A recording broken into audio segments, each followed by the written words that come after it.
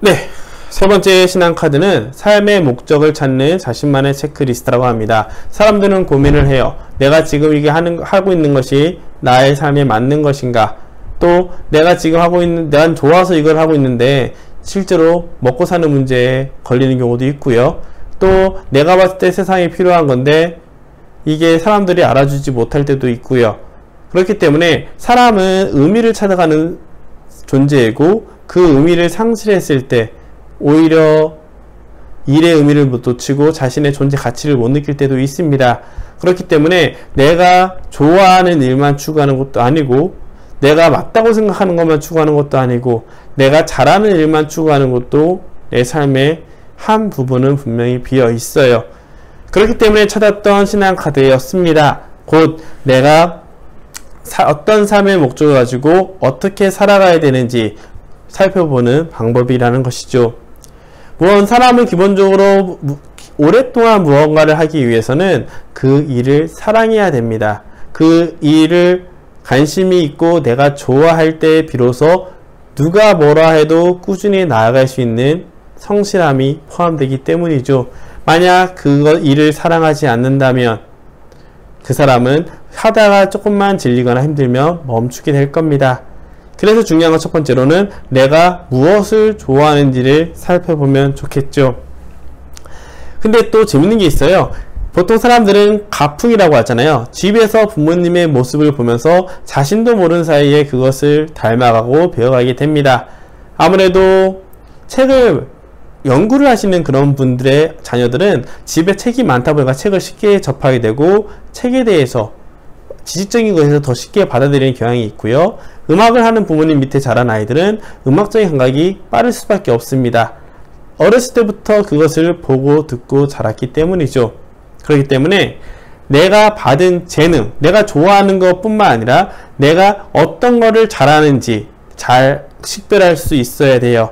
그래서 내가 좋아하는데 내가 그것을 잘한다는 것은 단순히 이 정도면 훌륭하지 이런 것이 아니라 실제 결실을 만들어서 그걸로 다른 사람에게 도움이 되는 정도가 되었을 때 우리는 열정이라고 표현할 수가 있습니다. 자, 그러면 내가 정말 좋아하는 것이 세상에서 필요하다고, 세상에 어떤 문제가 있는데 그것을 해결하는 데 도움이 된다고 생각한다면 그것은 내가 세상 안에서 살아가는 존재로서 받은 사명이라고 보시면 될 겁니다. 내가 좋아하지도 않는다면 관심이 없다는 뜻이고요. 관심이 없다면 그것이 어떻게 되든 크게 개의치 않을 거예요. 하지만 내가 좋아하는 것이 어떤 효과가 있고 그것이 세상에 어떤 도움이 된다고 안다면 그것은 사명감을 가지고 나아갈 수 있는 힘이 됩니다. 또 하나, 내가 잘하는 것과 잘하는 것이 세상에 도움이 된다면 단순히 마음으로 하는 것이 아니라 실제 어떤 결실을 만들 만큼 재능 있는 부분을 가지고 이것이 세상에 도움이 된다면 그것은 내가 받은 소명일 가능성이 크다는 것이죠. 아무래도 사람은 함께 살아가는 존재이지만 완벽하지 않기 때문에 각자가 다른 환경에서 자랐고 다른 재능이 클 수밖에 없으며 각자가 좋아하는 것보다 관심 있는 분야가 다를 수밖에 없습니다. 그래서 자신이 노력을 해서 더 재능 있는 것을 더 사랑하면서 관심을 가지고 나아간다면 거기다가 세상에 도움이 된다면 그것이 나한테 가장 좋은 삶의 목적이라는 것이죠. 가끔씩 예전에 고등학생들하고 면담할 때 이런 얘기가 있었어요. 어떤 학생이 물어봅니다. 신부님, 전 뭘 해야 될지 모르겠어요. 그럼 저는 당연히 물어보죠. 너가 좋아하는 것들이 뭔데? 라고 물어봅니다. 그러면은 이 친구들은 대부분 늘 당연히 해왔던 것과 집안에서 나도 모르는 사이에 길러졌던 재능들을 보지 못하고 그저 저는 이게 좀 더 손쉬워서 잘하고 그러니까 이게 더 좋아요. 음악을 좋아해요. 미술을 좋아해요. 이런 식으로 얘기를 합니다. 그러면 저는 그 얘기 듣고는 그러면 왼쪽 한쪽 면에다가 너가 좋아한다고 생각하는 분야들을 다 써보렴 이라고 한 다음에 줄을 딱 긋고 여기서 너가 실제로 결과를 만들어서 다른 사람에게 인정받은 게 있다면 그것만 적어다오 라고 얘기를 합니다. 물론 이거는 어른들의, 직장인들의 수준이 아니라 고등학생들의 수준이지만 그래도 이 정도의 결과는 대학생 정도의 수준까지 알 수 있으면 좋겠죠. 그렇게 말을 하면 좋아하는 것에서 대부분이 쫙 줄어들게 됩니다.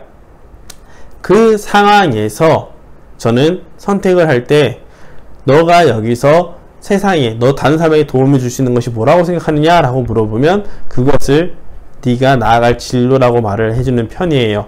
즉 여러가지 순서 방법이 있겠지만 저는 첫 번째로 내가 좋아하는 것을 살펴보라고 합니다. 내가 좋아하는 것은 관심이 있다는 것이고, 관심이 있다는 것은 지금까지 관심이 있었던 것은 다른 사람에 비해 비교적 더 많은 지식과 더 많은 흐름을 알고 있다는 뜻이에요. 이 것들 중에서 내가 받은 재능, 즉 무엇을 결실을 만들고 실제로 만드는지를 안다면 그것이 다른 사람한테 훨씬 더 큰 도움이 되겠죠? 내가 음식을 5개밖에 못 만드는데 10명한테 도움이 된다고 생각하면은 그건 실제 도움이 안 될 겁니다. 하지만 10개를 만들 수 있는데 10명한테 도움이 된다면 그것은 분명히 내가 다른 사람보다 뛰어난 재능을 가졌다는 뜻이겠죠. 그래서 내가 좋아하는 것 중에서 잘하는 것을 선택한 후에 잘하는 것 중에서 세상에 도움이 되는 것, 기꺼이 내어줄 수 있을 만한 것들, 그런 것들을 선택한다면 훨씬 더 삶은 의미가 충만하게 살아갈 수 있을 겁니다. 반대로 이런 얘기도 해요. 잘하는 것을 먼저 선택을 해서 먹고 사는 문제를 해결한다면 좋아하는 것을 취미생활로 들으면서 삶의 활력소를 얻고 이를 통해서 세상에 도움이 되는 것을 선택해도 좋다라고 표현하는 편입니다. 아무쪼록 각자가 좋아하는 것, 잘하는 것, 세상에 도움이 되는 것을 통해서 내가 어떤 삶을 살 때 의미 있게 살 수 있는지, 단순히 먹고 사는 문제에 매달리는 것이 아니라 나를 완성하고 자아를 실현하며 희망을 가지고 나아갈 수 있는 길인지 살펴볼 수 있었으면 좋겠습니다.